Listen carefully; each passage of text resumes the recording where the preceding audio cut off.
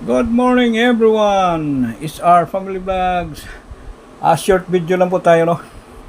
Napakagandang barya guys, no? Ito na po ang pinagkaguluhan dyan sa FB, no? I-reveal lang namin guys para sa mga baguhan at mga viewers na walang kalam-alam, no? So ito guys, 1 piso si Rizal.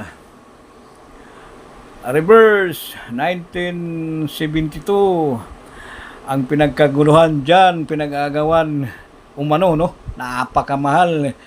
Samut-sari na yung presyo, no? Ito ay komposisyon guys, no? Copper nickel lang po, no? So wala pong halong ginto, walang halong pilak, no? Yun, mga ganitong klaseng piso, daming bumibili guys, no? 5,000 to 10,000 na. Yan. Piso. Milyones. Yan. Di ba guys, no? Daming bumibili dito sa FB. Namutsari yung presyo. Ito guys, si Sir SR, talagang para malalaman nyo guys, yung itong klaseng barya ay wala po talagang added value. So ito po ay, itong tatlo ay copper nickel, no? Non-magnetic. Ito pang small kalabaw ay magnetic coin. Copper nickel plated steel, no? Magnetic, no? So kayo basta-basta maniwala dyan, no? Sus, kawawa po kayo guys. Umaasa kayo dyan sa FB, no?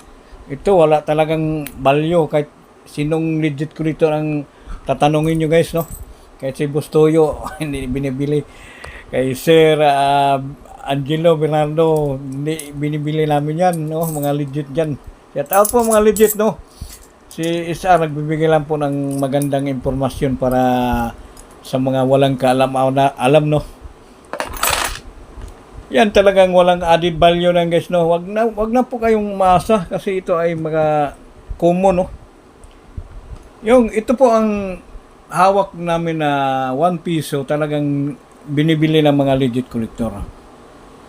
Hindi na kailangan mag-follow and share sa mga ganitong klaseng piso. Wag lang yung 4 na mukha, no? O, yan na po, mabilisan lang po, no? Para bagong impormasyon lang sa mga viewers. So, hindi na kailangan follow and share sa mga ganitong barya. Thank you very, very much.